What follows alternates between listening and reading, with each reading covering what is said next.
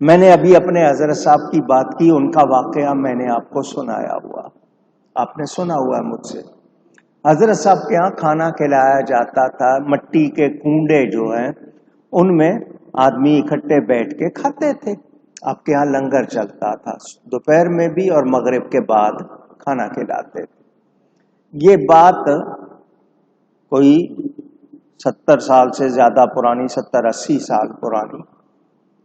ساہیوال، جس کا پرانا نام منڈ گمری تھا، وہ اکاڑا سے تقریباً 25 یا 30 میل کے اندر اب آبادی باہر آ گئی ہے، ورنہ پہلے ذرا اندر تھی، تو زیادہ سے زیادہ 30 میل اکاڑا سے منڈ گمری، اب نیا نام ساہیوال۔ وہاں ایک شخص رہتا تھا، ڈاکو، ڈاکہ زنی کرتا تھا۔ اکاڑا کے کسی شخص نے اس کو خریدا، تجھے اتنے پیسے دوں گا، تو نے میرا یہ کام کرنا ہے۔ اس کو جس شخص سے دشمنی تھی، اس اکاڑے کے رہنے والے شخص کو جس سے دشمنی تھی، اس کی بیٹی کی شادی آ گئی۔ اس نے اس ڈاکو کو کہا کہ تو نے اس کی لڑکی اٹھانی ہے ایک رات کے لیے۔ لڑکی کو کچھ نہیں کہنا، مگر لڑکی اٹھ جائے گی تو کیا عزت رہ جائے گی، بدنام ہو جائے گا۔ بدلہ لینے کے لیے اس نے اس کو پیسے دیے، اس شخص کو جو ڈاکو تھا۔ ڈاکو نے کہا بہت اچھا۔ اس زمانے میں گاڑیاں اتنی نہیں تھیں، سواریاں بہت زیادہ نہیں تھیں۔ وہ ڈاکو اس لڑکی کو اٹھانے، میں مسجد میں بیٹھا ہوں، قرآن میرے سامنے رکھا ہے، آپ کو یہ واقعہ میں نے پہلے بھی سنایا، یہ میرے پیر و مرشد کا میں اپنا واقعہ سنا رہا ہوں آپ کو۔ میں نے اس شخص کو دیکھا، اس کا یہ واقعہ بعد میں اس سے سنا۔ وہ اپنے 3-4 ساتھی لے کر اپنی گاڑی میں ساہیوال سے چلا، منڈ گمری سے اکاڑا آیا۔ ابھی روشنی تھی، ساتھیوں نے کہا ابھی روشنی ہے، ہمیں اندھیرا ہونے پر شہر میں جانا چاہیے ورنہ ہم پہچانے جائیں گے۔ تو اس نے کہا اتنا ٹائم کہاں گزارے؟ تو ان میں سے ایک نے کہا یہاں شہر سے باہر 3 میل کے فاصلے پر حضرت کرما والا درگاہ ہے، آستانہ ہے، وہاں چلے جاتے ہیں، وہاں کھانا کھائیں گے، درگاہ پہ کھانا کھائیں گے، اتنی دیر میں اندھیرا ہو جائے گا، پھر واپس آ کے اپنا کام کر لیں گے۔ ان کا ٹھیک ہے۔ یہ سارے آ گئے۔ میرے حضرت صاحب کھانے کی نگرانی فرماتے تھے۔ ایک تو یہ کہ سب ہاتھ دھو کے بیٹھو، دایاں گھٹنا اٹھاؤ، بایاں بٹھاؤ، سنت طریقہ بیٹھنے کا۔ اور آپ چیک بھی کرتے تھے کہ سب کو پورا کھانا مل رہا ہے یا نہیں مل رہا، وہ جو لنگر تقسیم کرنے والے گڑبڑ نہ کریں۔ یہ بھی آ کے بیٹھ گئے۔ حضرت صاحب گھوم رہے تھے، دیکھ رہے تھے، اس شخص کے پیچھے آ کے کھڑے ہو گئے۔ وہ جو ڈاکو تھا اس کے پیچھے آ کے کھڑے ہو گئے اور اس کے کندھے پہ ہاتھ رکھ دیا، اس کے کندھے پہ ہاتھ رکھ دیا، اور لانگری جو لنگر تقسیم کر رہا تھا اس سے فرمایا اس کے برتن میں زیادہ ڈال دو، اس نے بڑی محنت کرنی ہے، اس نے بڑی محنت کرنی ہے۔ اتنا فرما کر آپ ہاتھ اس کے کندھے سے ہٹایا اور آگے بڑھ گئے۔ اس کو کھانا بھول گیا، اس کی آنکھوں سے آنسو جاری ہو گئے، رو رہا، ساتھی حیران، کیا ہو گیا اس کو؟ کھانا ختم ہو گیا، برتن اٹھا لیے گئے، وہ وہیں بیٹھا رو رہا ہے۔ ساتھیوں نے کہا تجھے کیا ہو گیا ہے؟ وہ روئے جا رہا ہے، وہ روئے جا رہا ہے۔ وہ ساتھیوں نے کہا کہیں اس کی وجہ سے ہم نہ مصیبت میں پڑے، وہ الگ ہوئے چلے گئے۔ یہ وہاں رات بھی رو رہا ہے، اگلا دن 3 دن روتا رہا۔ کتنا؟ حلیہ بگڑ گیا۔ آپ حلیہ کہتے ہیں، لفظ ہیلیا ہے مگر اردو میں لوگ حلیہ کہتے ہیں۔ کپڑے کیسے ہو رہے ہیں، رو رہا۔ صفائی ہو رہی ہے۔ کیا ہو رہی ہے؟ صفائی ہو رہی ہے۔ جب اچھی طرح صفائی ہو گئی، بس وہ کہنے لگا میرے حضرت مجھے اپنا مرید بنا لو۔ حضرت صاحب نے پھر اس کی اصلاح فرمائی، اس کے بعد کبھی تہجد قضا نہیں کی۔ اللہ والوں کی نگاہ ہے یا نہیں؟ اب اس نے کیا کرنا ہے حضرت جانتے ہیں، اشارے میں بات کر دی۔ کس نے سکھایا تھا؟ اللہ نے سکھایا۔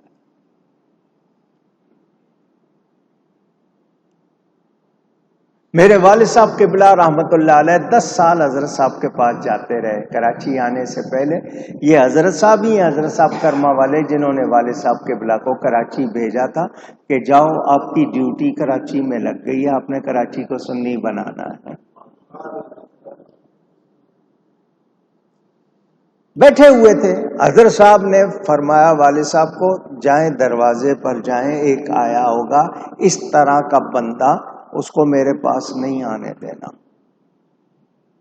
اس طرح کا بندہ اس کو میرے پاس نہیں آنے دینا۔ والد صاحب گئے، وہ اس طرح کا بندہ نظر آیا، اس کو کہنے کہ تمہیں اندر آنے کی اجازت نہیں ہے۔ اس نے کہا حضرت صاحب سے کہیں مجھے 1 منٹ مل لیں۔ منت زاری والد صاحب نے آ کے بتایا کہ جی وہ اس طرح کہہ رہا ہے۔ فرمایا یہ اپنی ماں کے ساتھ برائی کرتا ہے، میں اس کو کیوں ملوں؟ سن رہے ہیں؟ یہ 14ویں صدی میں اللہ کی عطا سے اللہ کے پیارے اتنا جانتے۔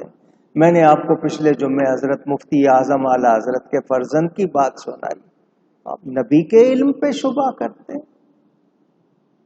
حیرت کی بات ہے، حیرت کی بات ہے۔ میرے دوستوں اور بزرگوں، جس سے کوئی سوال پوچھا جاتا ہے نا، وہ سوال پوچھنے والا یہ یقین رکھ کے کہ اس کو اس کا جواب معلوم ہوگا، یہ جواب دے گا۔ اب سوال پوچھنے والے سے متعلق اور گمان ہو سکتے ہیں کہ وہ امتحان کے لیے پوچھ رہا ہے، جواب جانتا ہے مگر کنفرم کرنا چاہتا ہے، یا علم میں اضافہ چاہتا ہے۔ یہی باتیں ہوتی ہیں نا۔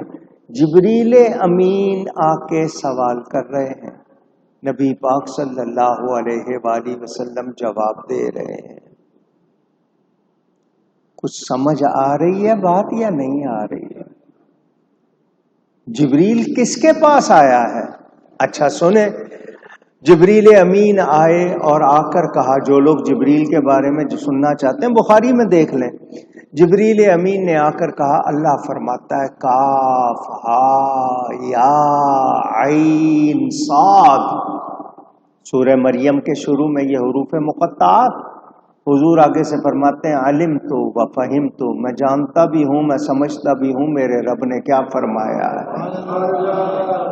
اچھا جبریل آگے سے کیا کہہ رہے ہیں؟ حضور مجھے خبر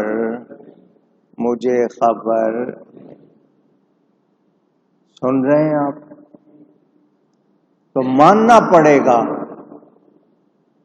نبی کریم صلی اللہ علیہ وسلم اللہ کی عطا سے جانتے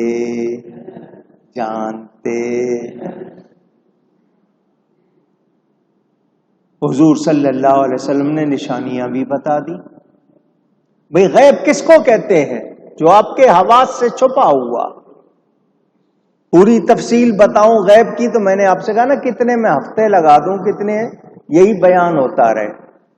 حضور صلی اللہ علیہ وسلم نے نشانیاں بتا دی۔ فرمایا جب لونڈی اپنے آقا کو جنے گی، ایک نشانی، جب سیاہ اونٹوں کو چرانے والے اونچی اونچی اچھی اچھی عمارتوں میں رہنے لگیں گے تو سمجھ لینا قیامت قریب ہے۔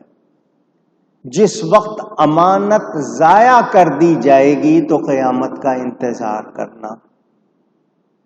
اور امانت کا ضائع کرنا کیا ہے کہ یہ کام نااہل لوگوں کے سپرد کر دیا جائے، جو لائق نہیں ہیں ان کو وہ کام دے دیا جائے۔ فرمایا علم اٹھ جائے گا اور جہل قائم ہو جائے گا، شراب نوشی زیادہ ہونے لگے گی، اعلانیہ بدکاری ہونے لگے گی، عورتیں زیادہ ہو جائیں گی، مرد کم ہو جائیں گے، یہاں تک کہ 50 عورتوں کا تعلق صرف ایک مرد سے ہوگا، وہ ان کو پالے گا یا ان کا کفالت کرے گا۔ سن رہے ہیں؟ نبی کو خبر ہے یا نہیں قیامت میں کیا ہوگا؟ نبی نے بتایا یا نہیں؟ سارے جمع ہوں گے، حضرت آدم کے پاس جائیں گے، حضرت نوح کے پاس جائیں گے، حضرت ابراہیم، حضرت موسیٰ، حضرت عیسیٰ۔ خبریں دے رہے ہیں نبی پاک یا نہیں دے رہے؟ تو جانتے ہیں تو دے رہے ہیں نا۔ سنیں، روایت سنا رہا ہوں، ایک واقعہ۔ حضور صلی اللہ علیہ وسلم ایک جہاد میں تشریف لے گئے اور حسب معمول جیسا کہ طریقہ تھا کافروں سے فرمایا اے لوگو اللہ پر اور اس کے رسول پر اور قیامت پر ایمان لے آؤ۔ پہلے اسلام کی دعوت دی جاتی ہے، لوگ قبول نہ کریں تو پھر ان سے جہاد کیا جاتا ہے۔ اگر ایمان لے آؤ گے تو تمہارا حال ہمارے حال جیسا ہوگا، اور اگر انکار کرو گے تو پھر ہمارے تمہارے درمیان تلوار فیصلہ کرے گی۔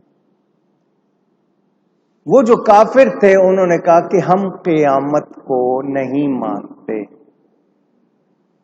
قیامت کو، مرنے کے بعد کی زندگی نہیں مانتے۔ قیامت تو بس یہی ہے کہ مرے اور مٹی میں مٹی ہو گئے، یہ انہوں نے کہا۔ مر کر مٹی ہونے کا عقیدہ کن کا ہے؟ اونچی ذرا زور سے کہیں، کیوں کہلوایا ہے؟ جنہوں نے نبی کے لیے یہ لفظ لکھے ہیں تو کن کے عقیدے کے مطابق لکھے ہیں؟ سمجھ آ رہی ہے بات؟ صرف اشارہ کیا۔ انہوں نے کتابوں میں لکھا نبی مر کر مٹی میں مل گئے، معاذ اللہ، نقل کفر نہ پاس۔ یہ عقیدہ کن کا؟ کافروں کا۔ سنیں حضور صلی اللہ علیہ وسلم نے فرما دیا، اللہ نے مٹی پر حرام کر دیا نبیوں کے جسموں کا کھانا، نبی زندہ رہتے ہیں، ٹھیک ہے؟ خیر یہ بات آ گئی۔ کفار نے کہا ہم قیامت کو نہیں مانتے۔ حضرت سلمان فارسی رضی اللہ تعالیٰ عنہ، صحابہ میں سب سے زیادہ عمر ان کی ہوئی ہے۔ حضرت سلمان فارسی کی صحابیوں میں سب سے زیادہ عمر، بعضوں نے 250 سال لکھا ہے، بعضوں نے 350 سال لکھا ہے، اتنی عمر پائی ہے انہوں نے۔ حضرت سلمان فارسی رضی اللہ تعالیٰ حضور کے پاس کھڑے ہوئے تھے، حضور نے ان کو اپنے اہل بیت میں شامل کیا، شان عطا کی، ان کو سلمان المحمدی بھی کہتے ہیں۔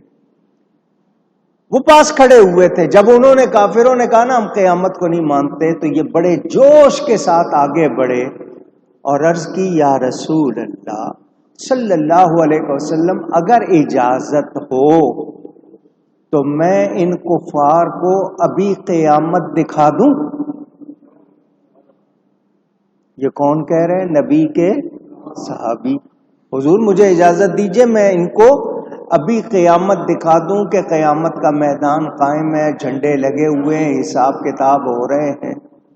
نبی کے غلام کہہ رہے میں دکھا دوں؟ نبی پاک نے ان کا بازو پکڑ لیا، فرمایا معلوم ہوتا ہے تیرے دل سے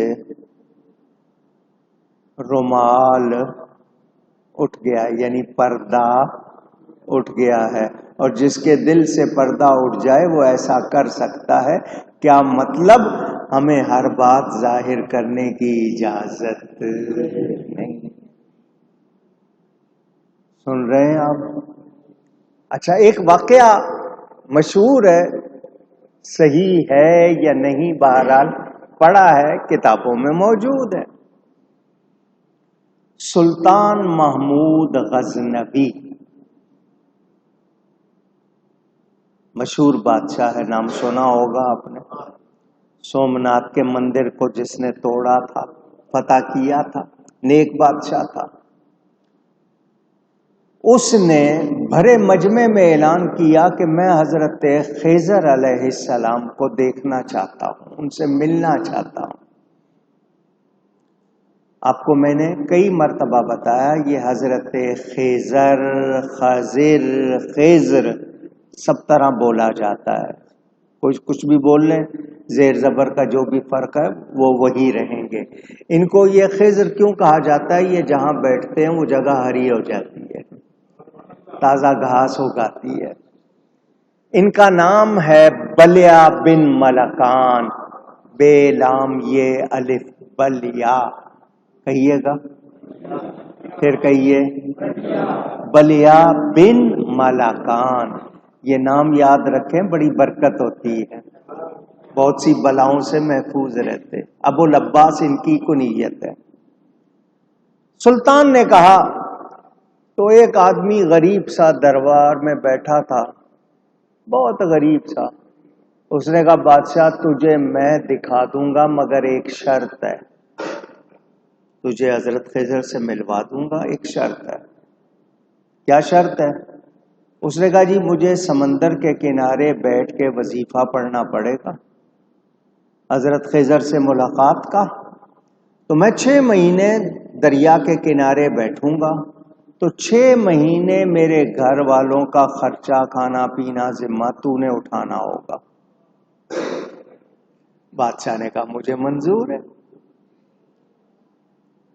6 مہینے گزر گئے، بادشاہ نے کہا ہاں بھائی۔ اس نے کہا جی بات یہ ہے وظیفے کے درمیان مجھ سے کچھ غلطیاں ہو گئی ہیں، 6 مہینے اور لگیں گے۔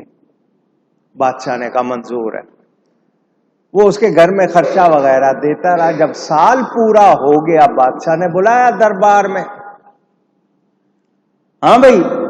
اس نے کہا بادشاہ میں معمولی سا آدمی ہوں، کھانے پینے کو میرے پاس کچھ تھا نہیں، تو میں نے تیری بات پر یہ کہہ دیا کہ میرے گھر کا خرچہ اٹھا لے۔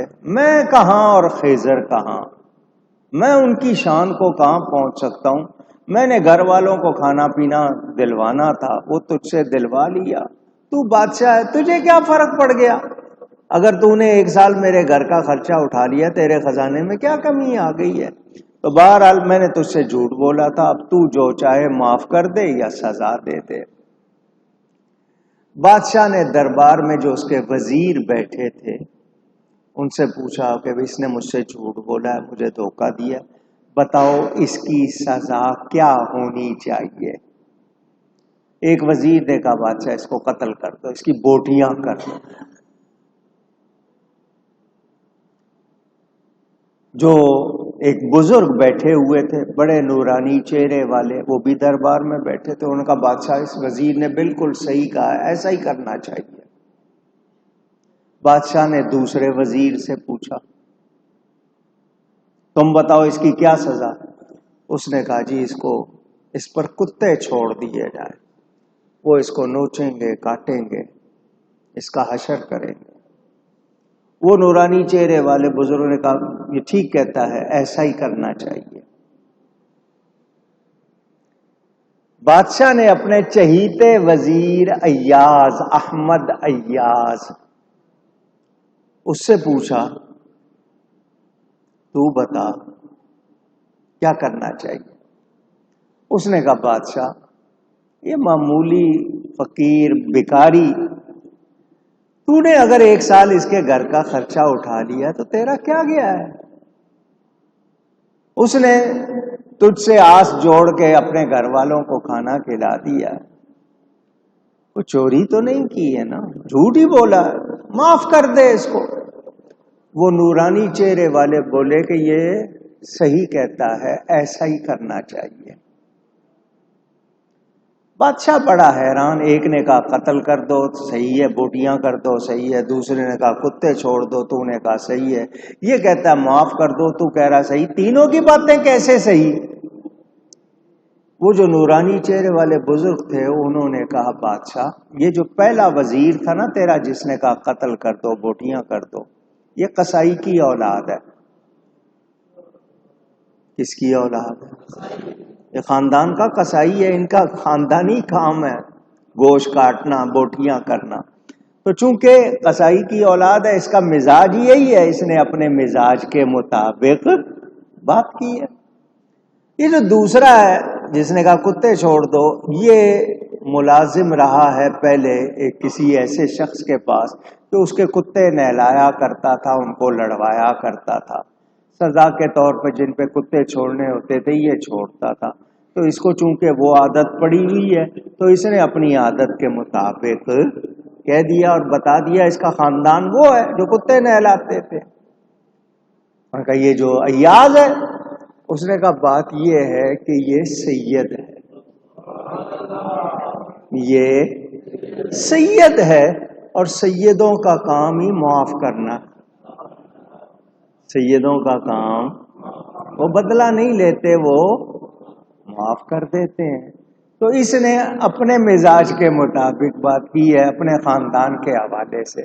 بادشاہ فوراً چونکا، ایاز تو نے بتایا نہیں کبھی کہ تو آل رسول ہے، سید ہے، تو نے کبھی بتایا نہیں۔ تو ایاز نے اٹھ کر کہا بادشاہ میرا یہ راز تجھے معلوم نہیں تھا، یہ جو سامنے بزرگ بیٹھے ہیں انہوں نے یہ میرا راز کھولا ہے تو میں ان کا راز کھول دیتا ہوں، یہی خضر علیہ السلام۔ اللہ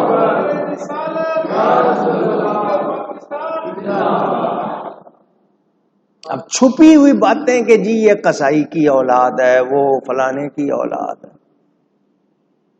عام بندے جان رہے ہیں نبی کی برکت سے، ولی جان رہے ہیں، تو میرے نبی کے علم کی کتنی شان ہو۔ سمجھ آ رہی ہے یا نہیں؟